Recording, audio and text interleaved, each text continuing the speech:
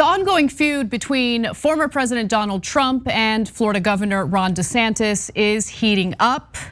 Now it turns out that DeSantis is starting to test the waters in being a little critical of Trump's response to COVID, which we'll get to in just a second. But before I get to those details, let's discuss the continuation of Trump just insulting Ron DeSantis, in some cases openly, in other cases behind the scenes while talking to those close to him.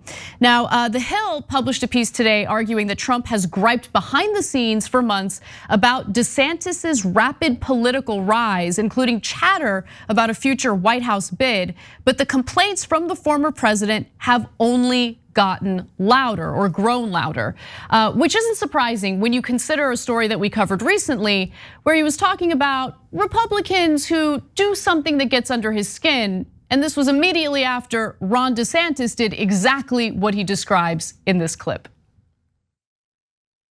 Do you reconsider your push for it, or what's your view now on the vaccine in general? Well, I've taken it. I've had the booster. Many politicians, I watched a couple of politicians be interviewed, and one of the questions was, did you get the booster? Because they had the vaccine. And they're answering it like, in other words, the answer is yes, but they don't want to say it. Because they're gutless, you gotta say it. Whether you had it or not, say it. Right. But the fact is that I think the vaccine has saved tens of millions of people throughout the world. I have had absolutely no side effects. I've had it like other people have had it, nothing special. Now, that was a statement that Trump made about gutless Republicans immediately after Ron DeSantis had an interview with Maria Bartiromo on Fox Business, where he refused to answer whether or not he had gotten the booster shot. So it was clear who he was talking about. Now, there are some former Trump advisors who are actually befuddled at the fact that Trump is being critical of Ron DeSantis and is engaging in this feud. In fact, Sam Nunberg is one of those former Trump advisors, and he told The Hill, quote, "President Trump is the one clearly picking the fight here, and it's a fight that's too early and unnecessary. We're not in Republican primary season. This is a fight for mid-2023. It's not a fight to start having in 2022. And then this is my favorite part of Nunberg's quote. He says, if Donald Trump believes he is punching down when he's attacking Ron DeSantis, then why do it? Meaning clearly Trump sees DeSantis and the fact that he is a rising star within the Republican Party as a major threat to his chances of winning the presidential bid in 2024, or at least the Republican primary in 2024. Now, what is Trump irritated about? As we know, Trump doesn't like anyone outshining him, so that's definitely part of it. But he's also mad that DeSantis is not showing him deference because he genuinely believes that he's the one who made DeSantis's political career. Trump is the one who endorsed DeSantis as he was running for governor in Florida. And remember, that gubernatorial race was a close one, and Trump supporting him could have made all the difference. He's also annoyed that DeSantis won't say whether or not he plans to run for president in 2024. So he wants DeSantis to say either no, absolutely not, or yes, I'm definitely considering it. And DeSantis is doing what most politicians do, especially at this stage in the election cycle, if you can call it that. They usually play coy until there's about a year out until the election takes place. So before I get to DeSantis's statements about Trump, Cenk, I wanted to get your thoughts on what Trump has been saying about him. Here, I'll summarize it with this. Trump is basically saying, meow. Exactly, 100%. And honestly, I'm here for it, but I have a prediction that I think some people might disagree with, but continue. Yeah, so look, this is the most predictable thing in the world. In fact, we predicted it. We told you that eventually Trump would fight DeSantis if DeSantis didn't bend a knee. And so far he hasn't. So of course Trump is gonna catch feelings. This is, 7th grade recess, and he's gonna snipe behind the scenes. He can't help himself. He's got diarrhea of the mouth, so that anytime anybody comes by, he's like, DeSantis, he hasn't kissed my whatever yet, right? Ring, let's call it ring. And just to be fair to Trump, DeSantis did rise up being mini-me. So it's like mini-me turning against Dr. Evil or Jabba the Hutt or whatever he is. So it's entirely predictable, as we told you would certainly happen, and here it is. And it has everything to do with Trump's ego. But the most relevant part of the story, Anna, is that DeSantis is not backing down. So we might have an actual primary, in which case there will be blood politically. Republicans ain't Democrats. They will tear each other to pieces. That's exactly right. And in regard to DeSantis fighting back, I just want to be clear that he's just kind of like dipping his toe in the water for now, right? A little dippy dip. So what did he say? Well, recently he was on some conservative podcast and he talked about Trump's response to COVID. And remember, DeSantis is really trying to stand out as this anti-mask mandates, anti-vaccine mandates, anti-shutdown kind of guy, as if he's real different from everyone else in the Republican Party. But he did try to draw like this minor distinction between himself and Trump. He said this, in a recent interview with the conservative Ruthless podcast, DeSantis said that he regretted not pushing back more aggressively when Trump advised Americans to stay home in the early days of the coronavirus pandemic. He also said, quote, I was probably the first governor in January of 2020 to call for travel restrictions from China. I supported Trump when he did that, but we have to take a step back and acknowledge that those travel restrictions just didn't work. So again, I don't really see that as the same as Trump calling DeSantis gutless. I think that Ron DeSantis, much like other Republican politicians, much like all other politicians, is a little more careful, possibly a little more strategic before ultimately engaging in this full-blown feud. But I think once the two of them are on a debate stage during the GOP primaries, it doesn't matter. I don't think it matters how strategic Ron DeSantis is. Trump just has this way about him. He has this way of making all of the other political opponents look like clowns. I mean, he did it with every other GOP contender during the 2016 Republican primaries. I don't see how it would be any different with Ron DeSantis, regardless of how much his constituents like him at this moment. It's the childish bullying and name calling that somehow is very effective with Republican voters.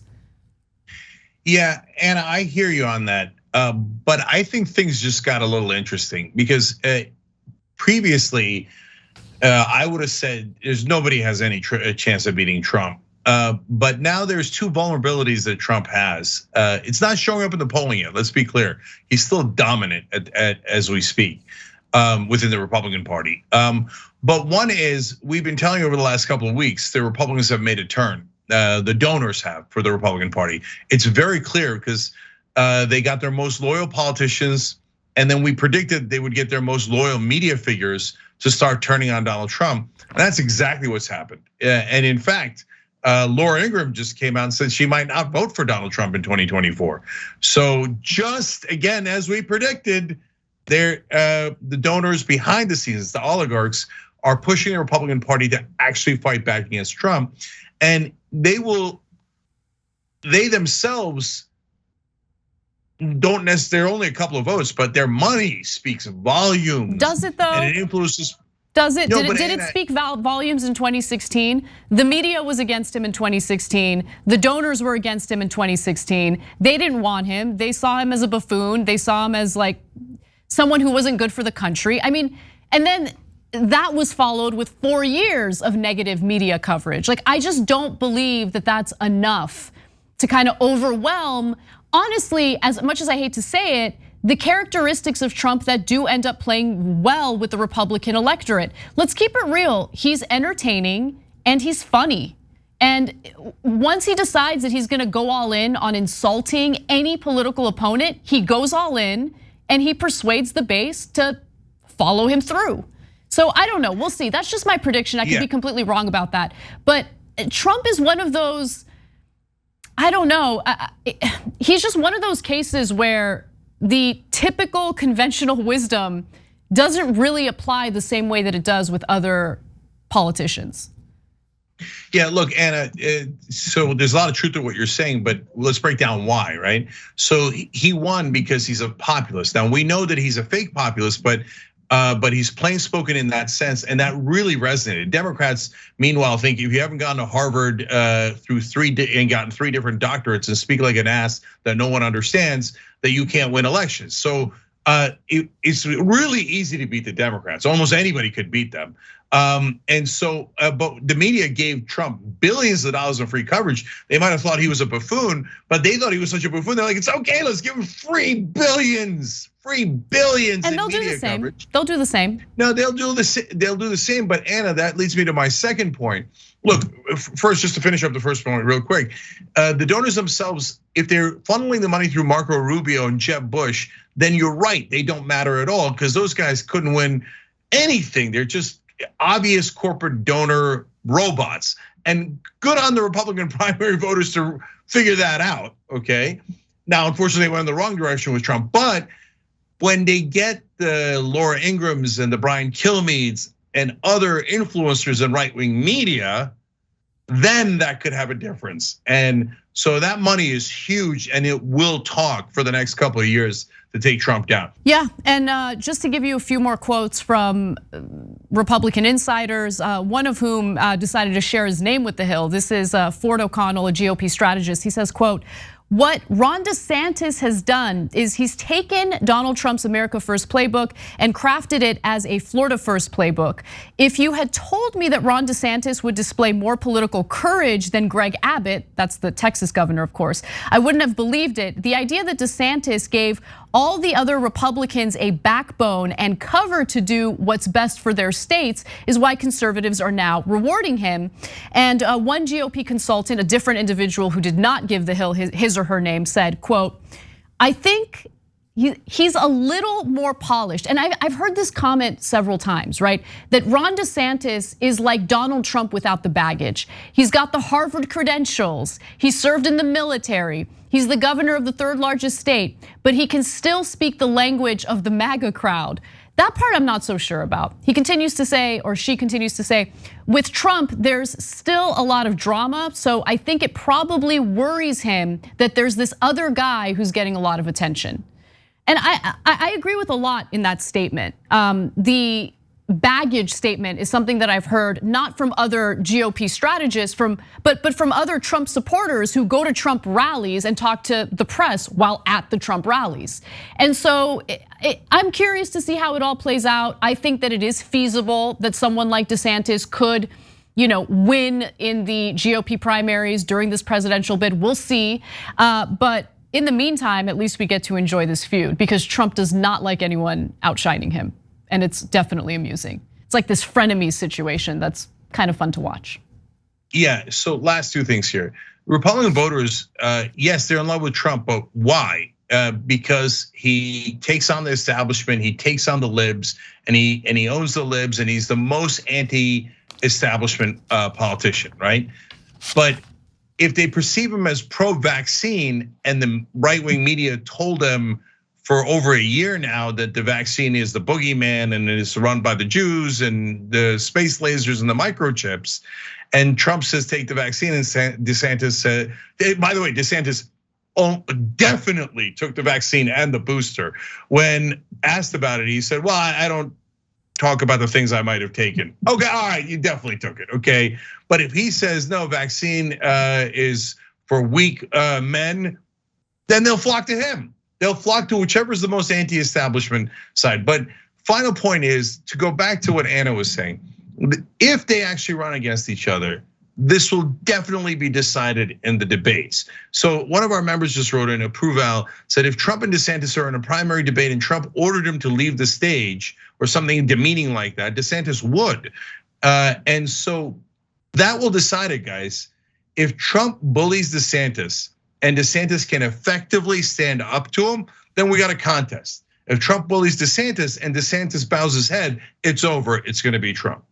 I want to take a bet because I think DeSantis would bow his head, but I could be wrong, we'll see. No, by the way, I'm not betting. I have no idea which way DeSantis is gonna go. Could he be a total coward and then bend down and lick Trump's boots? Of course, that's how he started his career. So that's still very likely. Yep. Just the jury's out for now. Thanks for watching The Young Turks. Really appreciate it. Another way to show support is through YouTube memberships. You'll get to interact with us more. There's live chat emojis, badges.